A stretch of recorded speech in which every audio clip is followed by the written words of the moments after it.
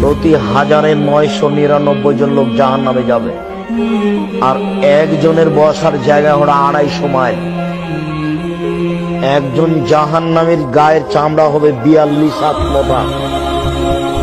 একজন জাহান্নামীর ডান কাঁধ থেকে বাম কাঁধের ব্যবধান হলো একটা দ্রুতগামী ঘোড়া 3 দিন 3 রাতের পর। একজন জাহান্নামের উরু রান হবে বাইজা পাহাড়ের সমান মোটা। বাইজা পাহাড় হলো 39 কিলোমিটার লম্বা। একজন জাহান্নামের দাঁত হবে ওহুদ পাহাড়ের সমান। ওহুদ পাহাড় হলো 4 কিলোমিটার প্রশস্ত আর 8 কিলোমিটার লম্বা। একজন জাহান্নামের দাঁত হবে ওহুদ পাহাড়ের সমান। একজন জাহান্নামের বসার জায়গা হবে 250 মাইল মক্কা থেকে মদিনা। একজন জাহান্নামের উরু রান হবে বাইজা পাহাড়ের সমান। একজন জাহান্নামের গায়ের চামড়া হবে 42 হাত মোটা। এর পরেও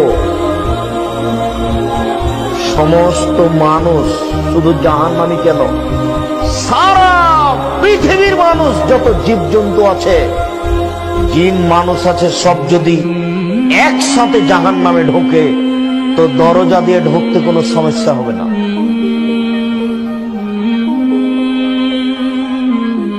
আর জাহান্নাম বলতে শুধু নারী আর নারী, জাহান্নাম বলতে শুধু নারী আর নারী, জাহান্নাম বলতে শুধু নারী আর নারী, কিছু পুরুষ 2-1 জন।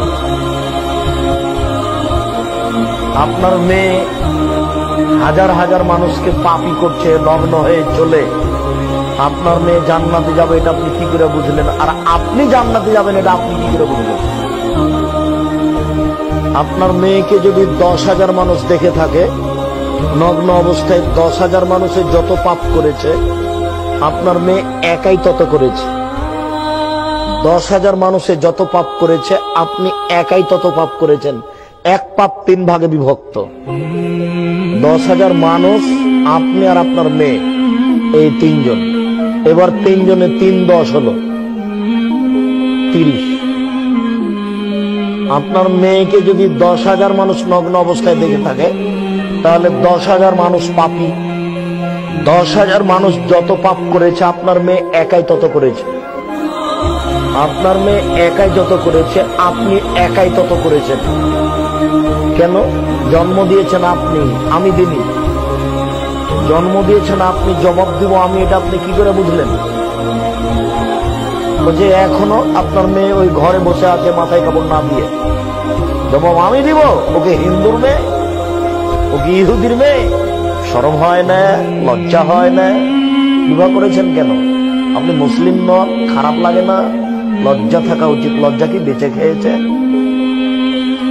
মেয়ে নগ্ন হয়ে চলে কেন? আপনি মুসলমান নন, লজ্জা লাগে না, খারাপ লাগে না? লজ্জা কি বেঁচে খেয়েছেন? আবু হুরায়রা রাদিয়াল্লাহু তাআলা আনহু বলেন, রাসূল সাল্লাল্লাহু আলাইহি ওয়াসাল্লাম বলেছেন, আল হায়া ওয়াল ঈমান কারনাউ জামিয়া, লজ্জা এবং ঈমান দুটো একসাথে জমা ধরে আছে। আচ্ছা, ওই ছেলেটা ও উঠে যাচ্ছে, আপনি খেয়াল করছেন না কেন? ও তো কথা বুঝতে পারে না। আর যার সামনে দিয়ে যাবে ও তো কথা ধরতে পারবে না। আমি তো আর আপনাকে কোনো কাহিনী শোনাতে আসিনি, আপনি ওইটা মনে করবেন না। পাথরের মতো বসে থাকতে হবে, প্রত্যেকটা কথাকে মনে করতে হবে 1 কোটি টাকা মূল্য।